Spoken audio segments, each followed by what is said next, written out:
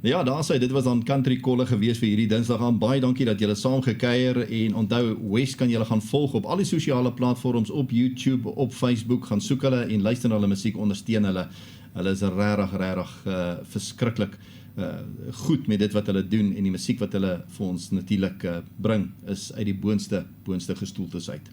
Groete tot 'n volgende keer en 'n geseënde aand vir julle verder. Totsiens. Goeienaand, welkom hier so op Country Kolle, is Dinsdag aand. Nou ja, vanaand het ons vir West, ons 'n bietjie met hulle gesels en ja, vir diegene wat nog nie weet wie West is nie, julle moenie nêrens heen gaan nie, want ons gaan 'n bietjie verder indelf in die musikale agtergrond van West, waar dit alles ontstaan het en dies meer. Maar voordat ons daarby uitkom, kom ons stel hulle net gou eers aan jou voor. Daar is 3 lede van West en kom ons begin. Ernie, goed en jy? Ons kan nie klaar nie, dankie. Ja, Daar sê. En dan het ons ook hierso vir Mac Young. Mac, welkom. Baie dankie. En dan vir Hugo, great om met jou te praat. Baie dankie dat jy tyd gemaak het. Baie dankie vir julle tyd. Ons waardeer. Daar sê. Right, kom ons begin by die begin. Net om 'n bietjie agtergrond te kry oor die individuele lede van West. Ons gaan begin by jou, Ernie. En ek wil vra, waar het jy groot geword? Waar het alles vir jou, waar het jy groot geword as 'n chokkertjie? Baie sê ek het nog nie groot geword nie. As ek na myself kyk in hierdie prentjie, ja, dan het ek maar die grootste gedeelte van daai tydperk het gebeur in Jameson Park. Nou Jameson Park is so 'n klein plot dorpie, as ek dit so kan stel, tussen Nigel en Heidelberg. So, maar my hele lewe lank hierso in die Oosterrand, so ek het maar daar groot geword en kom ons sê nou maar Nigel. Dis maar waar ek my hele lewe lank is, afgesien van die paar jaar wat ek in Amerika was. Maar ja, ek het maar groot geword hier in Nigel area. Ja. Okay. En Mac, jyself, ek weet ons het laas keer 'n bietjie uitgevind, maar net om weer vir die mense te laat weet. Oosterrand ook. Oosterrand Springs, ja, Selection Park. Wel vandag in maar Oosterrand. Hy vreeslik groot geword nou heiliglik raak hy nou weer klein. Die menslike rustigheid van. En hoe jy? Ek sien nie 'n big back nie. So medium no fries. Ja, Hugo, jyself, ook Oosterrand? Ja, nee, ek is ook hier Springs en Brakpan. Brakpan was ek op laerskool gewees. Ek sê altyd ek het groot geword in Brakpan en hard geword in Springs. So dis nie twee, maar dit is ook die hele tyd net so oor die grens gekuier, maar ja, my hele lewe lank hierdie kant gewees. Ja. Het julle mekaar geken as jong mannetjies of nie regtig nie? Nee, ek dink die ouderdomsverskil tussen my en Mac is dalk te groot gewees. Ek weet, hy was op die genote op skool, maar hy het 96 klaar gemaak. Dis reg. 96 klaar. Ek is eers in 2005 klaar gemaak, so ons was 'n bietjie verby mekaar gewees. Ek sal dit timer. En Ernie was natuurlik in Nigel op skool, so dit was nou te ver. Ja. Ook nie 'n kans gekry om met mekaar op te speel of so nie. Ja. En maar ek het van Ernie geweet hierdie kerk. Dit is maar waar ek en Ernie op mekaar afgekom het en geweet van die bytse is daar. Ernie, sê gou vir my man, toe jy nou laerskool was, wat het jy alles gedoen op laerskool? Nou ek weet, laerskool het 'n mens nie regtig veel van 'n keuse nie, as die onderwyser vir jou sê, dit is wat jy gaan doen, het jy dit nou al gedoen. Was jy baie sportief geweest op laerskool?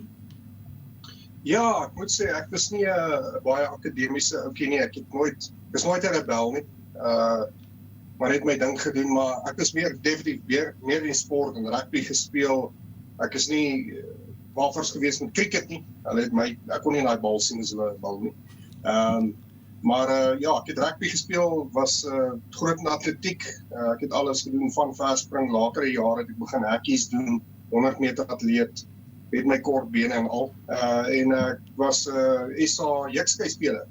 So ja, dit is die goedjies wat ek gekonsentreer het op laerskool en hier teen standaard 7 toe die musiekding nou heeltemal vlam gevat en van daar af toe ek nou verder niks meer gehoor oor enigiets anders in die lewe as net gitaar speel nie. En sê gou my posisie in rugby Unie? Ek was vroeër jare op laerskool was ek 'n vleuel en toe sit hulle my op flank. Omdat ek was redelik vinnig gewees en ek kon nie die hele tyd net daar op die kant staan en wag nie. So ek wou die hele tyd in die aksie gewees het, maar ja, 7 flank.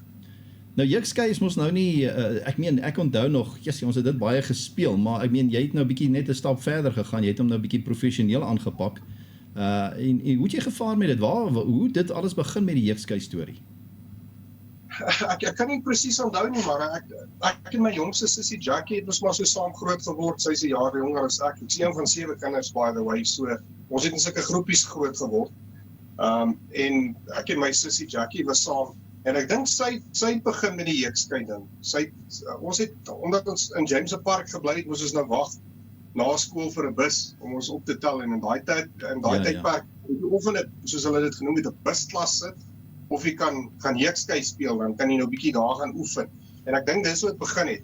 En daar was aanvanklik nogal mooi meisiekinders daar wat jukskei gespeel het. So dis ek soos nee wat hierdie klink vir my reg. Kom ons gaan speel jukskei. En daarof ek is maar so as ek 'n ding aanpak dan ek doen dit of 100% of ek los dit. En dis nou maar een van daai dinge wat ek 100% gedoen het, ja. Dis waar ek begin het. En die girls wat saam met jou gespeel het, ook 100% daar. Hulle was 100% daar ook, ja. Hulle was daar. Voltallig. Hulle was voltallig. Ek dink dit was 5 steens in 'n hele bus vol wysies. Dit het vir reg geklink. Baie stadium. Mac, jyself, ek weet laat ons hoor, wat het jy gedoen? Ek het nie halte van daai goeders bereik nie. Genade.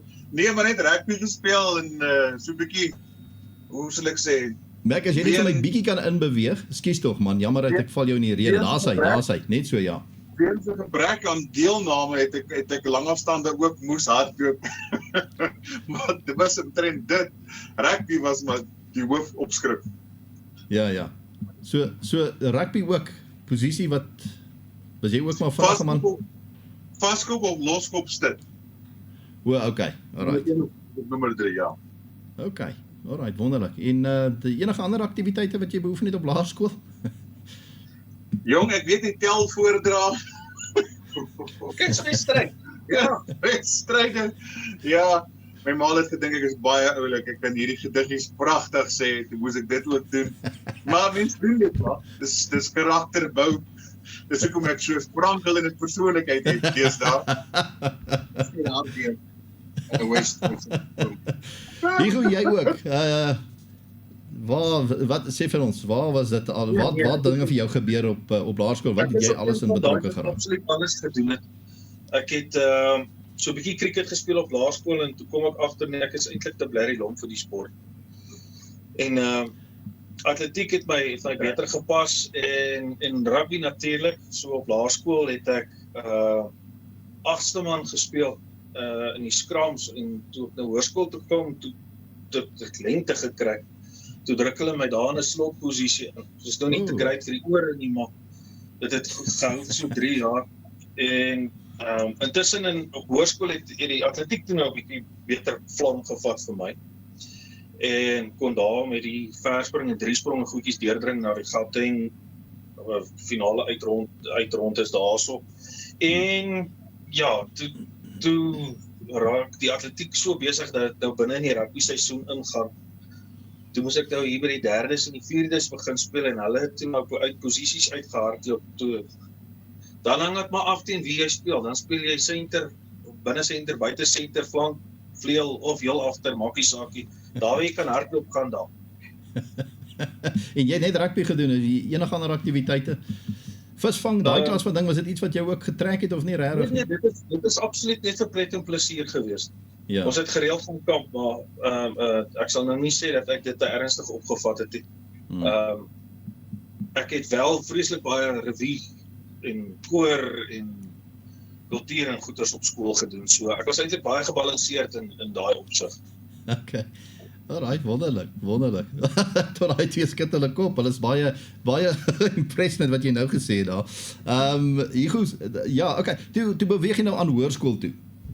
Vertel vir my bietjie daar. Hoërskool is mos nou maar 'n ander sport. Dit was vir my 'n redelike aanpassing geweest. Onthou ek was gewoond aan die maniere van die Brakpankinders.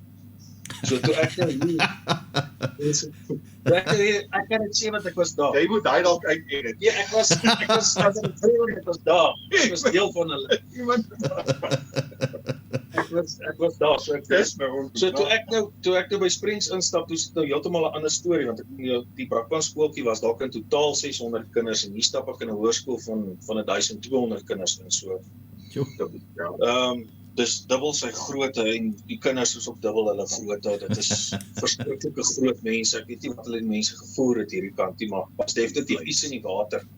En dit was my moeilik om aan te pas in terme van wat ek het toe nou geen vriende gehad wat saam met my gekom het nie. Die eerste 3 maande het hulle gedink ek so moffie totdat ek hulle vlak geloop het. Ek het van koers en dit was die eerste ding wat vir my natuurlik gekom het en toe ek nou op die rugbyveld 'n paar manne plat trek, toe sê hulle nee maar okay, los nou maar die storie van otherwise. So toe kon ek nou met almal vriende wees. En jy het net rugby gespeel op hoërskool, geen ander sport beoefen nie. Ja, ek het atletiek ook gedoen. Dit was my groot passie eintlik geweest. Kyk, is lekker om in 'n span te speel, maar as jy op jouself kan fokus en kan 'n ander ou nie 'n ding vir jou opneem, verstaan? Ja. Okay, wonderlik. Nie jy, hoërskool. Hoërskool, ook maar atletiek en rugby jeugskei, regdeur. Ja, die jeugskei ding net toe aangehou. Ek het hom maar net toe ek hier standaard 7 rondkom, so ek maar altyd rugby kaptein op laerskool Kruiwenweek en daai goed gedoen en so aan. En heeltemal te veel hersenskudding gekry. Ja, ek het my kop permanent gestamp. En op daai stadium toe my pa nou nie meer is nie, toe sê hy vir my, hoorie Boetie, jy gaan nou maar moet ophou met hierdie rugby ding, want as jy nou ernstig veer kry, dan is daar nou nie op veer nie. En op daai stadium toe koop hy nou vir my 'n gitaar, so ek het bietjie later begin musiek maak, alhoewel ons gesing het van baie solank wat ek kan onthou. En soos ek sê, toe die gitaar maar vlam gevat en ons het al wat laat standaard 7, wat was dit nou, hierso 95, 96 rond, as ek nou so mooi terugdink. Toe het ons al begin konserte doen, shows doen deur die week en so aan. So op naweke, as daar nou rugby aan is, en nou die kinders gaan rugby speel of atletiek hardloop, dan het ons geld gemaak. Dan het ons gaan musiek maak. So dit was 'n maklike opsie vir my gewees toe op daai stadium. Ek het daai tyd toe kom ek agter ek is heeltemal te klein om regtig iets te gaan doen in rugby, alhoewel dit my passie was. Ja. Ek dink iemand meer rugby mal as ek nie. Ek het elke speler geken, hulle lengtes, hulle gewigte, bewegelig gespeel, waar vandaan kom, you name it. Maar nee, dis maar die ding. Ek het tot so standaard 8 die jeugdskeiding het aangegaan, maar die res van die sport het toe so standaard 8 opgehou. Toe is my sport net om te speel en sing. En die jeugskei ding, wanneer jy begin 'n briek draai op die jeugskei storie? Ja, hy het regdeur gegaan. Ek het tot na skool ook. Nee, ek het die hoërskool het ek regdeur gespeel. Dis een ding wat aangegaan het. Okay. Want ek het dan soos ek sê, daar op die plotte groot geword, so ek het my eie jeugskaibaan gebou daar. Ja. So ek het meer geoefen as enige ander kind. So ek het Nederland speel. Ja, ek het top 5 in die land elke jaar op. So dit was nie 'n issue geweest nie. Ek het regdeur gegaan met dit. Wonderlik. En na skool, Ernie, het jy aangegaan met jeugskei of het dit maar gestop by hoërskool? Nee, dit het maar daar gestop. Maar ek oorweeg nou weer. Ek het familie wat weer daar in Nigel ingetrek het, wat selfs Springbok spelers is in Swan. Hulle merk my dan oor die muur. Asseblief kom speel bietjie so. Miskien moet ek dit 'n gang gaan gee, en kyk hoe akkuraat is ek nog. Dan kan jy met voorstel in die sport. Jy sorg nie pas nie baar. Want ek het altyd gedink, jeugskei is vir mense bo 50. As jy die juk, dan skei hulle op vlieg. Nou hoor ek met actually 'n sport. Ek wil ook nou gaan speel. Nou Mac, okay, jy duidelik nie jeugskei gedoen nie, maar wat het jy gedoen op hoërskool? Kyk, hoërskool net rugby. Dit was dit. Net rugby. Net rugby. Okay. En jy het nie koor gesing of daai klas van ding gedoen nie, Mac? Nee, ongelukkig nie. Nee, Okay. ek het eers na skool het ek begin optredes doen. Eers by karaoke's gaan sing en toe van daar af so begin, maar nie op skool en koor gesing nie. Ja. Hier goed, na skool, wat het jy gedoen na skool? Want ek meen, baie mense, of hulle gaan swat, of hulle spring dadelik in 'n werk in, of baie mense vat maar 'n gap jaar, of wat ook al die geval. Wat het jy gedoen net na skool? Dit is 'n moeilike ding. Kyk, ek het nog al my lewe lank het ek geweet ek gaan wil sing. En hoe maak 'n ou nou, as jy nou wil gaan sing, gaan jy nou, kry jy nou so stelselmatig vir jou 'n klanksysteempie en begin oefen, of hoe ook al. So ek het my pa kon oortuig, hoorie, ek wil gaan klankingenieur swat. En ons het toe deurgery Boksburg toe, na die Damlin College toe daar, jy gaan kyk wat gaan alles daaraan, en ons het dus ook kyk gegee, en toe sê ons, yes, okay. So ek het vir 2 jaar, ek het my diploma gaan kry in klankingenieur, en ja, dan laat hulle jou ons maar oor aan die wêreld, en dan moet jy nou maar gaan kyk wat jy kan doen. So toe het ek net gaan werk. Nooit regtig kans gekry. Die ding is, die mark is so gevlad met ouens wat gekwalifiseerd is, maar nie almal het die nodige tools om te kan werk nie. En as 'n ou goedkoper as jy is, dan gaan hy mos nou die werk kry. So ek het toe nog maar besluit, ek gee nog maar in, kyk maar wat gaan vir die res van die tyd aan. Ek het op die Kompai gewerk, ek was 'n junior bestuurder daar. Ek het agtergekom, retail is nie vir my nie. Ek het so kort rukkie weer gekelder, daarna en toe kom ek op Frans Swart af by Lefra Produksies. En dit is toe nou die theaterbedryf, en iets heeltemal nuut, maar tog dieselfde. En met die nodige kwalifikasies kon ek nou daar inkom, en ek het 'n goeie, amper 9 jaar vir hulle gewerk. Maar in die proses baie ervaring opgedoen in terme van produksie nie net vir die verhoog nie, maar ook vir musiekproduksies, soos hulle het altyd die Afrikaanse musiekfeeste gedoen, en hulle het Kersfees skouspel gedoen, en Smokey wat hulle ingebring het, Boney M, Bellamy Brothers, Foster and Allen. So ek het die geleentheid gekry om saam met al daai groot groepe te kon beweeg, maar ook die agterkant van die besigheid te leer ken, in terme van bemarking, en hoe werk jou besprekings, hoe om jou travel, jou vliegtuie, jou verblyf, al die tipe goeders uit te sorteer, en so ek het aan die agterkant van die besigheid ingekom, kan jy sê. Ja. Ernie, jy ook, na skool het jy ook nou maar dadelik in 'n ding ingespring, of wat? Ek was al standaard 7, toe ek al begin werk in ateljee, so my pa het ons 'n album laat maak in 1998, dink ek. Ek het my jongste sussie in Primrose by Laslap Studios, Wieke Koen, baie goeie maat van my, het my baie geleer. En hy het onmiddellik, ek was 'n jong laaitie, toe hy gevra my, hoorie, mag ek vir jou eie gitaar speel? Toe sê ek, nee man, ek speel nog maar eers 6 maande gitaar. Toe sê hy my, nee, ek dink jy kan dit self doen. Op daai stadium, toe sê ek, okay, ek sal dit oorweeg. En toe kon hy hoor, ons kan harmonisering doen, en toe begin hy my vra, maar hy kan my oplei. Jy weet, hoekom doen ek nie vir 'n bietjie backtracks en sulke goed vir ander kunstenaars nie. So ek het letterlik, soos Hugo sê, agterin gekom, ek het agterstevoor ook in die bedryf gekom. Ek het my eerste jaar wat ek begin musiek maak het ek begin werk in studios. So van daar af het ek begin session gitaarwerk doen, gitaarwerk vir ander kunstenaars op albums, agtergrondstemme, programmering, en toe eventually het ek en my broer Louis ons eie ateljee begin, kort daarna, en van daar af is dit eintlik al wat ek gedoen het permanent, van standaard 7 af musiek gemaak, regdeur orkeste gehad, onder tydperk waar, soos ons het genoem met die ping-pong karaoke sangers, met die ping-pong backtracks, dis maar die era toe soos die MIDI backtracks net uitgekom het ons band gespeel en shows gedoen.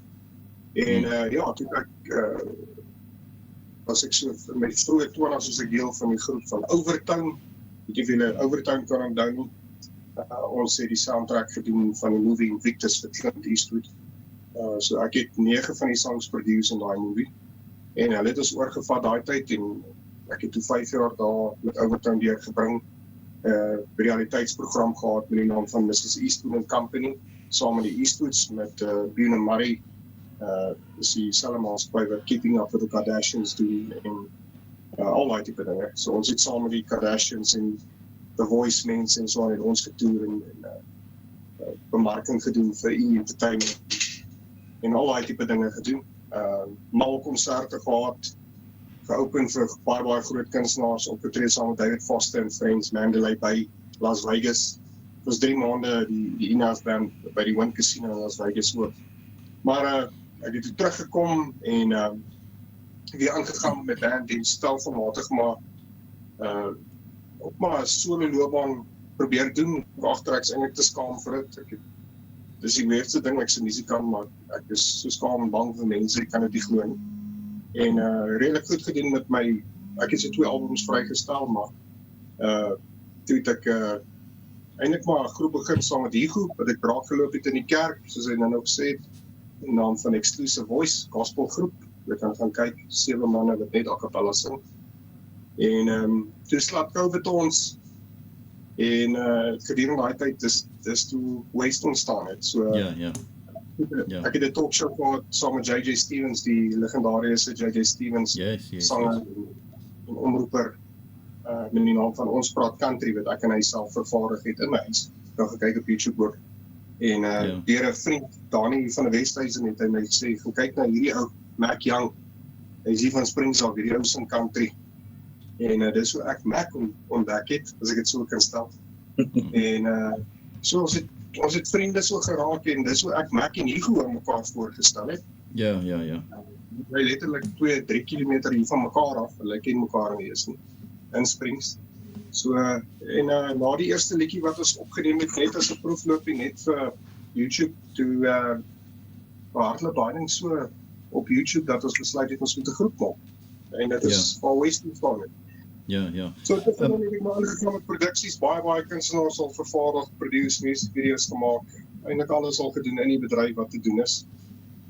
En hier staan ons vandag weer terug. Ja. En sê gou vir my, Mac, jy ook, na skool, was dit ook nou maar dadelik in die musiek in gewees? Nee, toevallig nie. Nie heeltemal net musiek nie. Ek het vir my 'n klein stelseltjie aangeskaf, begin oefen, nou en dan by karaoke aande gaan sing en so aan. Maar direk na skool het ek gaan begin studeer. Ek is korrespondensiekursus gedoen deur Universiteit Wes-Kaap. Toe het ek geswat teologie. My pa se voetspore gevolg en daarna maar begin werk in musiek doen. Dis dit. Ja. Nou, as 'n mens, vir diegene wat nou West nou vir die eerste keer ontdek, hoe sal julle beskryf, wie is julle en wat 'n soort musiek skep julle? Vir diegene wat nou vir die eerste keer, ek meen, ek het nou, gister het ek weer gaan kyk na 'n paar van julle treffers, jy weet, onder andere A Couple More Years, Light, wat op julle sosiale platform is, 2 prachtnommers. Maar vir diegene wat nou nog nie weet wie is West nie, hoe sal julle self beskryf en die soort musiek wat julle dan daar uitsit?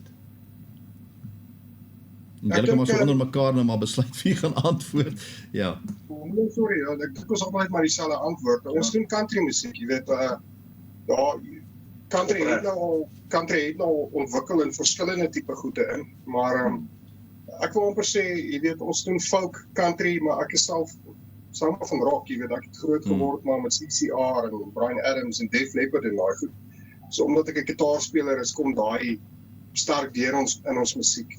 Maar ons fokus maar op musiek wat melodieus is en wat harmonie, jy weet, jy kan harmonise in dit. Verskillende stemme sing. Ons sal nie net 'n ding sing wat te plat is nie. Dit moet melodieus wees. So dit sal een of ander folk country tipe ding wees. En ons is lief vir die ou country goeters al groot geword, wel ek groot geword in die huis. En dit is goeie werk in die land ook. Maar ons is deur en deur, ons sê dit, ons is 'n country groep. En dis, Ja. ons sing nie Afrikaanse musiek nie, ons stiek net by Engelse country, ja. Ja. Nou ek hoor wat jy nou sê hierso Ernie, maar ek meen country musiek het maar 'n sterk identiteit en hoe het julle elkeen en nou ek hoor wat jy nou sê hoe dit jou getrek het. Dit was maar nog altyd country, maar vir jou Hugo en Mac, hoe het country by julle ingepas? Waar die liefde vir country gekom? Wel, my eerste liedjie wat ek gehoor het, country musiek. Ek het in 'n pastoriehuis grootgeword. So Ja. die enigste musiek wat daar gespeel het was gospel musiek. Ja. Ek love dit, vandag nie. Maar die eerste country song wat ek gehoor het was Billy Ray Cyrus, She's Not Crying Anymore. En dit het my gehad. Ja. Die storylyn, die emosie, dit het my gevang. En dit, ja, van daar af, country musiek. Vir my. Ek wil amper sê dis dieselfde vir my. Ek het my neef het vriende gehad in Amerika en hulle het 'n klomp CD's saamgebring en hy sê toe die eendag hy skiet so die CD so vir my sê luister 'n bietjie hierso. Sit dit in jou kar. Jy kan as jy ons mekaar weer sien dan kan ons CD's ruil. Dan kan jy weer iets anders luister en ek het daai album in my kar gesit en ek het op vrot geluister. Maar dit was ook kyk ek het groot geword ook in 'n musikanshuis. So my pa het band gespeel in die 80s en early 90s en toe weer 'n keer hierso so in die vroeë 2000s. Maar dit was alles van die 80se musiek. Daar was niks country in ons huis nie. En toe ek nou groter word en ek sê nou maar ek wil luister wat ek wil luister. Ek wil nie meer luister wat julle luister nie.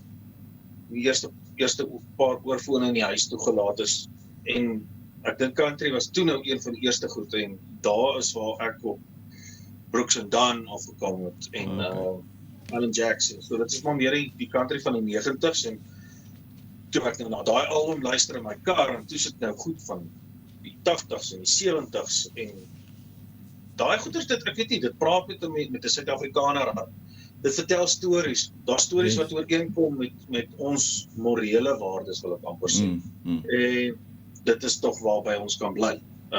So dit is maar hoekom dit aanklank gevind het by my en ja, van daar af Hooked for Life. En Ernie, jy ook, jy weet, hulle het nou gepraat nou van natuurlik Billy Ray Cyrus en Brooks and Dunn en wat se groot invloede was daar gewees op jou country of liefde vir country? Ek dink kyk ek het groot geword in 'n huis waar my ouers heel wat ouer was. Kan onthou met die rugby as my pa kon kyk en skree like dis mens sê jou oupa is hierso.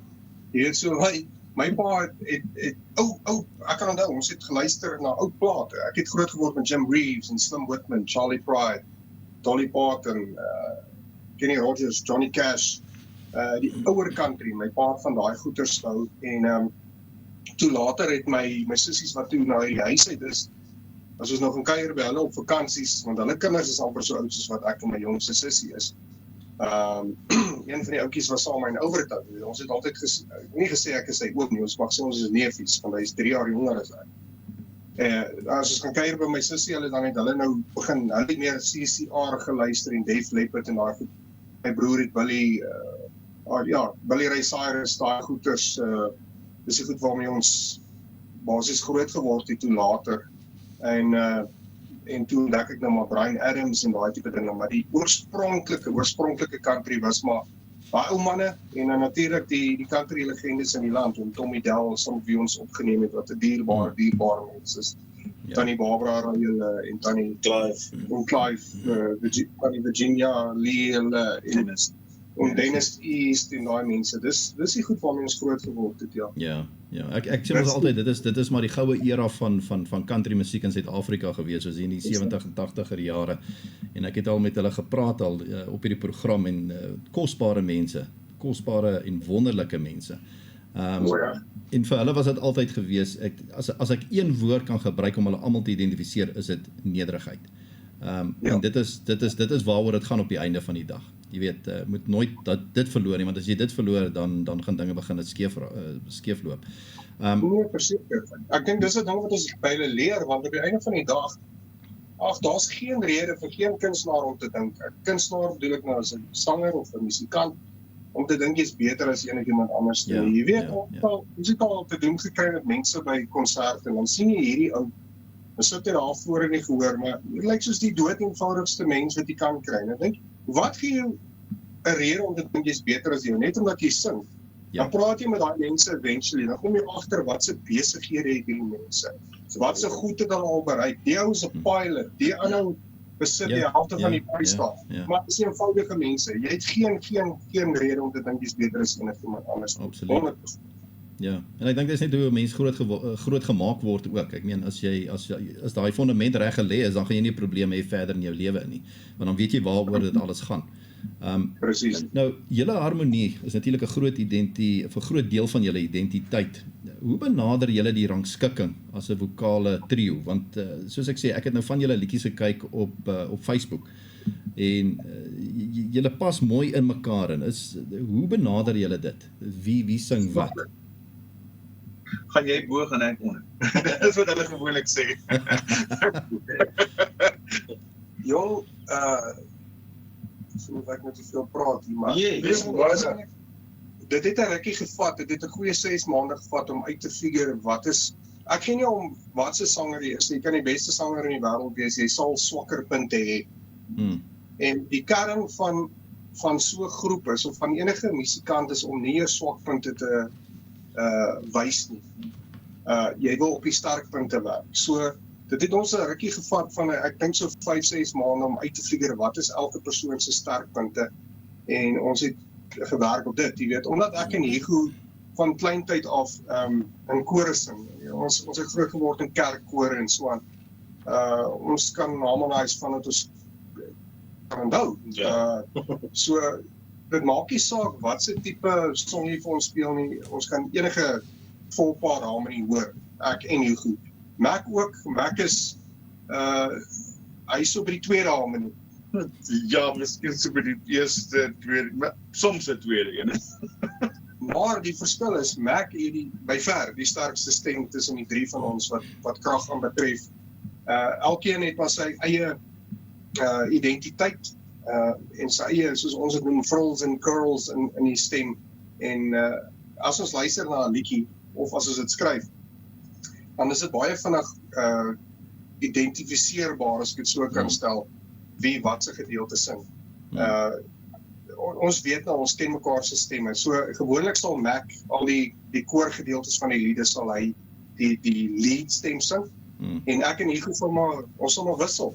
Daar's nie 'n voorkeur wie sing wat se harmonie nie. Is maar net soos wat ons voel op die dag. Ja. Nou as jy op nuwe liedjies of aan nuwe liedjies werk, hoe lyk daai kreatiewe proses en waar kry hulle daai inspirasie vandaan as jy nou begin aan nuwe liedjies skryf en werk en al daai klas van ding? Waar kom daai inspirasie vandaan? Ja, dit hang ook net maar af van die liedjie. Ons het baie keer soos 'n liedjie Lights wat jy nou van gepraat het. Ons was hier gewees, jy was besig om jou studio oor te doen, Mac. Mure skuur en te verf en allerlei goed, en ek en Ernie het net gesê, man, kom ons skryf vir gou iets. En dit was nie gou nie, ons het so 20 minute gesit en net bietjie skryf, en Ernie is een van daai, hy vang 'n beat en 'n wysie sommer baie vinnig, en as hy 'n hoek klein in sy kop het, dan weet hy ook ons skryf in daai rigting. So ek dink tussen in Light se geval was dit vir ons maklik geweest om te kan bepaal wie sing waar en wat se gedeelte waar word geharmoniseer, en wanneer ons spesifiek saam skryf ons met die gedagte dat ons wil harmoniseer. So jy werk 'n melodie uit wat makliker of mooier sal harmoniseer in terme van die liedjie se styl. Dit kan nou 'n rock country song wees, of dit kan dalk bietjie meer CCR se kant toe gaan, of dit kan dalk bietjie meer Status Quo se kant toe gaan, of dit kan dalk bietjie meer Nickelback se kant toe gaan. Maar ons sal altyd in gedagte hou dat ons moet harmoniseer. So in daai proses dan werk ons gou ietsie uit. Dan speel ons sommer op die foon, dan rekord ons gou 'n stukkie hierso, werk gou hierso 'n stukkie uit, dan sit Ernie se beurt om te begin werk. Dan klim hy op en hy bou vir ons die musiek, die agtergrondmusiek. En dan kan ons begin, hoe wil jy hierdie wysie gedoen het? Kom ons doen dit so. Ons werk nee, daai gaan nie werk nie, want ek moet nou na Ernie sing en in het dalk 'n sterker einde daar, maar my inval is dalk nie so lekker nie. So kom ons kyk as ons die melodie net 'n bietjie verander daarso, laat dit bietjie meer gemaklik en natuurlik in mekaar in kan vloei. Ja. En dan weet ons, okay, nou is dit Max se beurt, hy moet hom gooi. So tussen die drie van ons dink ek kom dit eintlik baie natuurlik. Ja. Hoe om musiek te skryf, maar reg te struktureer. Ja, ek dink wat lekker is van die drie van ons is ons geniet dieselfde tipe musiek. En ek dink ons het dieselfde mikpunt wat ons wil hê op die einde van die dag, is ons enige liedjie rekord. En ons resep is al so goed uitgewerk dat as ons 'n liedjie begin, alles val net sommer klaar in plek. Jy weet, ek weet nie wat eintlik te verduidelik nie. Dis 'n match made in heaven. Ons stemme, as jy gaan kyk na ons harmonisering, ek lieg nou nie, en Diego sal vir jou ook sê, dis die waarheid wat ek nou sê, terug opgeneem het, en ons revive hom byvoorbeeld by 'n live show wat ons hom nou moet sing, dan kan ek nie hoor, ek is 26 jaar in die bedryf, en ek het 'n redelike oor, ek is nie die beste musikant nie, maar ek het 'n oor, ek sal kan hoor, en ek kan nie partykeer hoor, tussen my en Diego, wie sing wat se stem nie, so naby, is ons stemme se klank aan mekaar, as dit sin maak. So dis hoekom ons so goed harmoniseer, want ons is al drie tenore. Jy weet, ons op ons EQ's, as ons live sing, maar ek weet presies, ons al drie presies dieselfde EQ's. Dit is altyd so dat as 'n solo kunstenaar 'n album opneem, is dit altyd beter om die eie backing vocals te doen, jou agtergrondstemme. Want niemand harmonise beter op jouself as jouself nie. Ja. In die geval is dit om te ewe, want ons al drie se stemme is so identies eintlik. Ons het ons eie karaktereienskappe, maar wat die klank en die toon aan betref, is ons baie naby aan mekaar. En dis tog iets wat ek opgetel het toe ek na julle geluister het. Van die liedjies wat ek oor die naweek na julle geluister het. Dit is net vir my, julle stemme is pas so mooi by mekaar. Ek meen dit is regtig, en dit is moeilik om te onderskei. As ek nou nie gekyk het nie, sou ek nou nie regtig kon gesê wie sing wat nie. Maar dit is ja, en dis 'n pleintjie vir julle. Ek meen julle daai het julle definitief reg. Van al die liedjies wat Wes nou al gesing het, is daar 'n spesifieke liedjie wat vir julle 'n besonderse betekenis het? En indien wel, hoekom is dit? Ja, dis moeilik. Daar's so baie, daar's nou al wat amper 70 van hulle.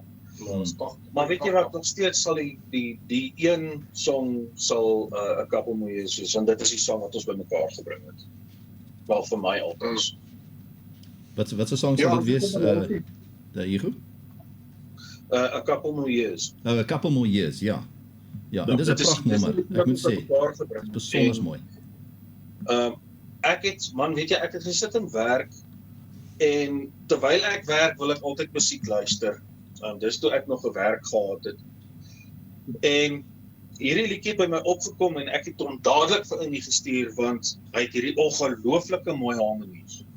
En toe sê ek vir hom, hier's ietsie vir die sak. Sit hom in die beursie bære. En ek dink dit was 'n maand en 'n half, dalk 2 maande later, toe Innie besluit nie, hy gaan hom opneem. Want toe is ons nou in die middel van die inperkingstyd. Niemand kon nêrens heen gaan nie. En ek het gelukkig van die huis af gewerk, maar toe besluit hy, nee, hy gaan hierdie song nou aanpak, want is so 'n mooi liedjie. En dis toe waar Wes begin het, want toe het hy vir my gekry, toe sou iets missing, toe kry hy vir my in, en ons het dit net uitgesit vir die publiek, net om te luister daarna, en van daar af kon ons nie eintlik ophou nie.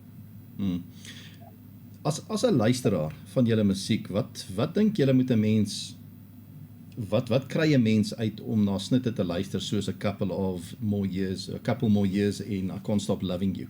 Want dit is twee wonderlike treffers. So wat se boodskap wil julle graag oordra na die luisteraars van daai liedjies? Sure. Ek dink dit laat die luisteraar se geheue bietjie opkikker. Laat jou dink aan alles waar jy deur is. Ek meen die mense wat daai liedjie ken, het baie ervaring deurgegaan in die lewe. So dit laat jou herinner aan mooi goedjies. Dis nostalgies wat gebeur. Nostalgies, dis presies wat dit is. Ja. Ja. Ja, ek dink die ding wat universeel deur ons musiek is liefde. I can't stop loving you. I'm so afraid of losing you again. Al die goed. Country, dat vertel 'n storie, maar die lekker ding van ons is, want baie van die meer moderne kunstenaars sê, maar ons sing nou vir die oude doos of vir die ou mense. Maar ons gee nie om nie. Jy weet, op die einde van die dag, musiek is musiek. Jy weet, dis eintlik maar tydloos as jy mooi daaraan dink. Dis soos 'n fashion wat een of ander tyd dan kom dit weer terug in mode in. En country is nou groter as wat dit nog ooit was in die wêreld se geskiedenis, dink ek, en spesifiek in Suid-Afrika ook.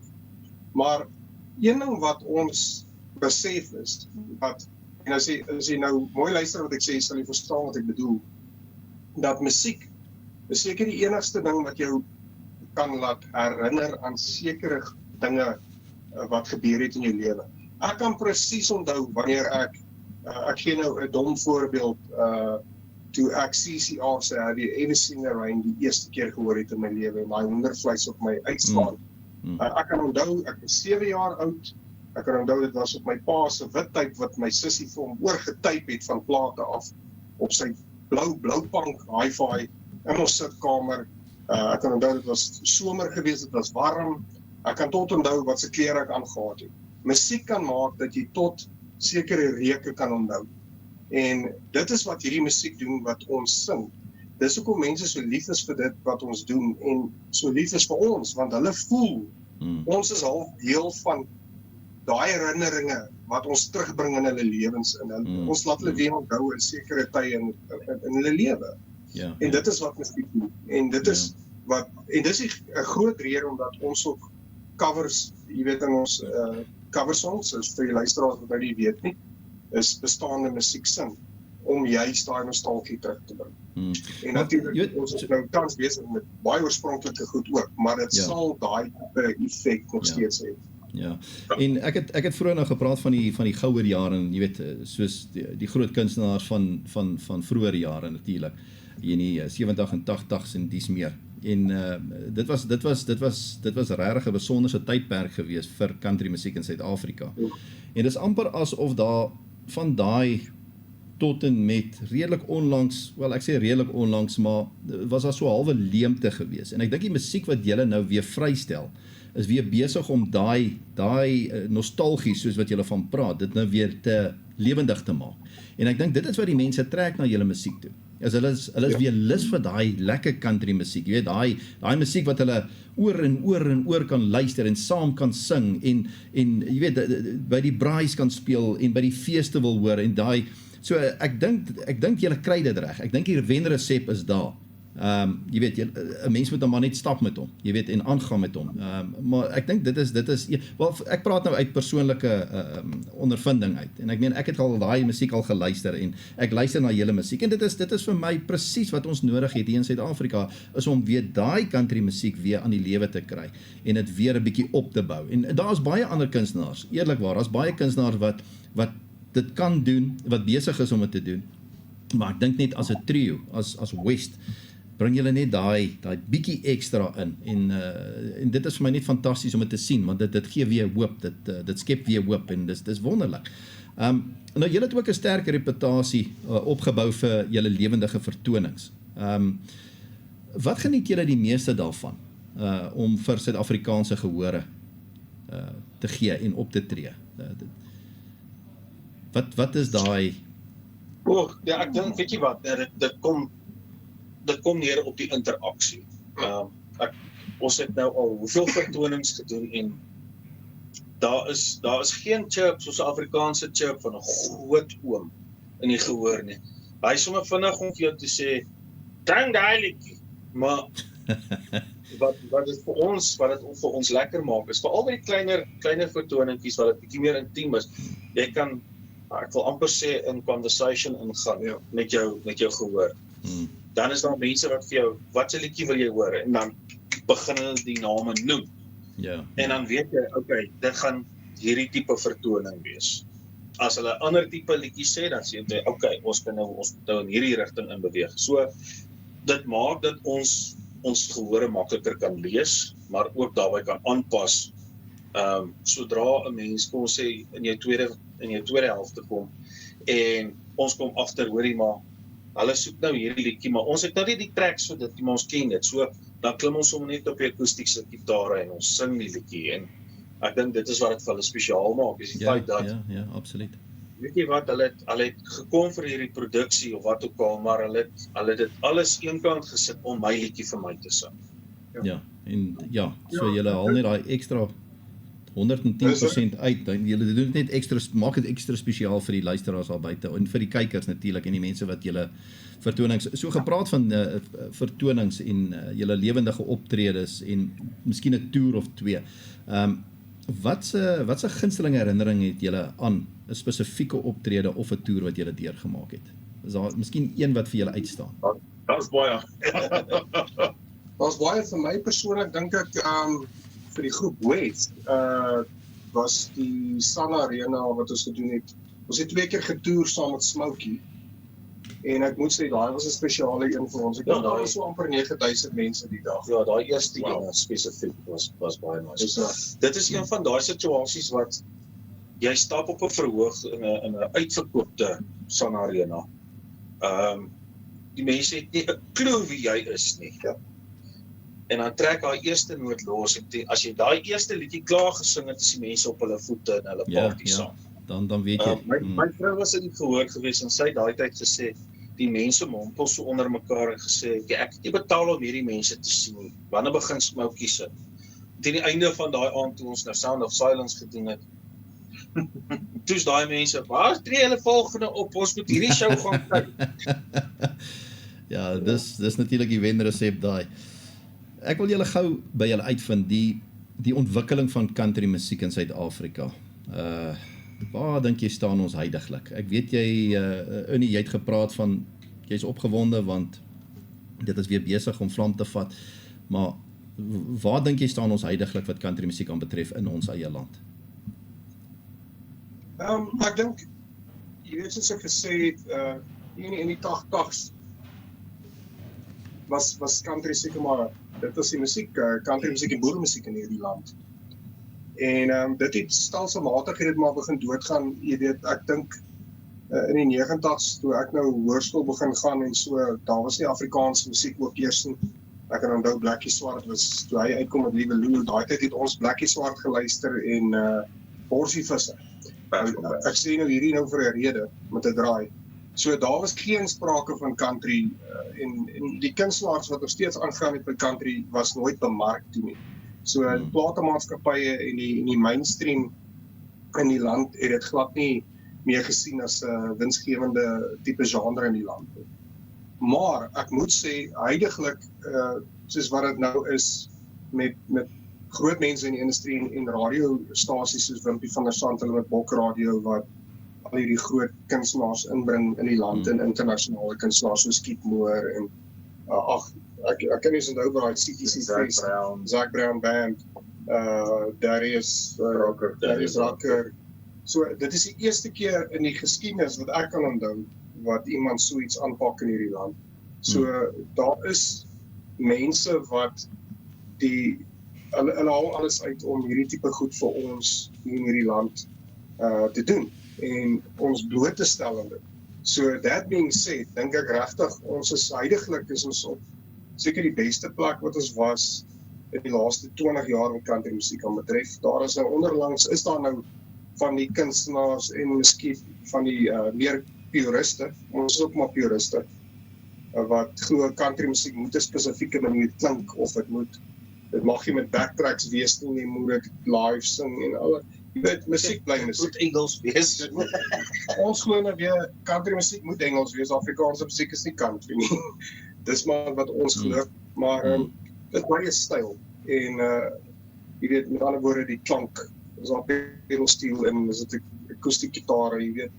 Maar jy weet, ons voel as ons so aanhou soos wat ons nou aanhou met West, dan behoort ons hierdie tipe styl lewendig te hou.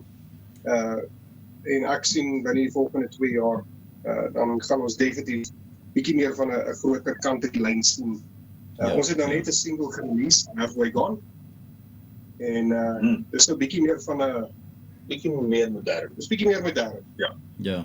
Maar tog vind ons dat die publiek hou van dit ook. Die mense wat die ou I'm so afraid of losing you again, hulle hou van dit ook. Maar weet jy wat? Mense raak fans van die kunstenaar, die persoon self. So baie van daai mense sal vir jou sê, ag, julle kan Jan Pierewits sing en ons sal dit luister. En dis hoe dit is. Ja. Baie musikante is baie skrikkerig en skie vir AI, wat nou, ek weet nie, kyk, ek het maar my bedenkinge daaroor, maar baie mense sê, as jy dit reg gebruik, kan dit 'n goeie ding wees. Wat is julle gevoel rondom AI? Ek dink dit kom daarop neer, gaan jy heeltemal kroek daarmee en dan nou vir jou 'n loopbaan deur kunsmatige intelligensie bou, of gaan jy dit tot jou voordeel gebruik en sê, weet jy wat, ek brand nou vas met 'n ding. Maak vir my 'n paar voorstelle wat kan werk en dan gebruik jy dit en jy sê dit en jy verander dit nou weer in iets wat jy wou gedoen het. So ek sê nie dit is verkeerd om dit te gebruik. Ek dink net dit is, jy gaan ook nou nie kroek en jou hele persona rondom kunsmatige intelligensie bou nie. Dit is dan nie kuns nie. Ek sien dit as gesonde kompetisie. Op die einde, net so, dit is altyd sê, ek sê net, jy kan kroek tot wanneer jy op die verhoog moet staan en bewys wat jy kan doen.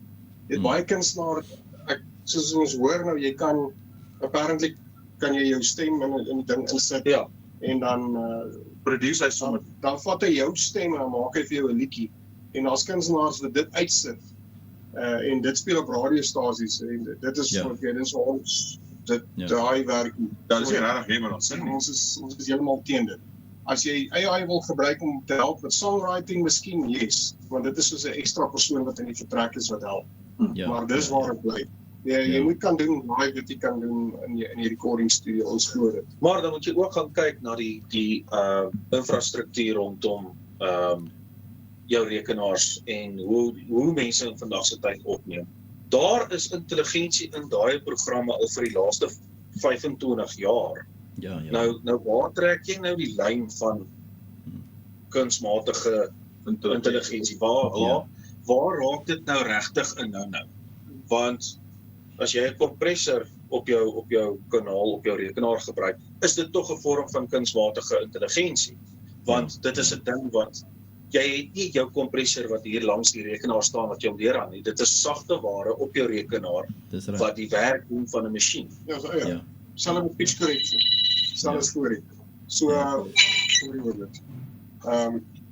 so dis presies soos hier gesê, waar trek jy die lyn? Maar ons sê net dit wat jy doen in die studio moet jy live kan doen op 'n verhoog. So ons stiek by dit. Wat lê vir West voor? Net ter afsluiting. Wat lê vir West voor en waar kan mense julle in die hande kry? Baie lê voor.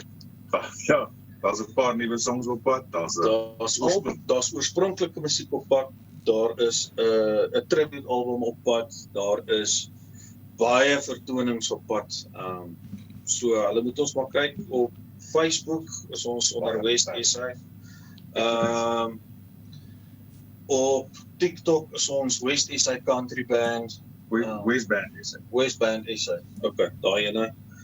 En dan is ons op e-pos beskikbaar. Hulle kan vir ons 'n e-posie stuur by bookings@west-band.com en anders stuur vir ons 'n WhatsApp met jou bespreking na 0836520502. Daar sê. Mac Young, Ernie Bates, Hugo Hewitt, baie dankie vir julle 3 man. Dit was wonderlik geweest, lekker om met julle te gesels het en sterkte vir julle vorentoe. Asseblief moet dit nie ophou met wat julle doen nie, want julle het definitief die wenresep daar en dis wonderlik wat julle doen. Ek is so bly en dankie vir dit wat julle doen vir country musiek in Suid-Afrika. Ek dink dit is moontlik die begin van nog groot dinge wat gaan kom en julle is 'n inspirasie vir baie mense daar buite. Ek het al met mense gepraat en net goeie dinge gehoor. So hou aan daarmee, baie dankie vir julle tyd en sterkte vir julle vorentoe. En as julle hierdie kant kom maak 'n draai by ons, kom skud die blad en dan gesels ons verder. Maar baie dankie vir julle tyd. Baie dankie. Lekker dag voorreg. Ja, daar sê, dit was dan Country Kolle gewees vir hierdie Dinsdag aan. Baie dankie dat julle saam gekuier en onthou, West kan julle gaan volg op al die sosiale platforms, op YouTube, op Facebook, gaan soek hulle en luister na hulle musiek, ondersteun hulle. Hulle is regtig verskriklik goed met dit wat hulle doen en die musiek wat hulle vir ons natuurlik bring is uit die boonste gestoeltes uit. Groete tot 'n volgende keer en 'n geseënde aand vir julle verder. Totsiens.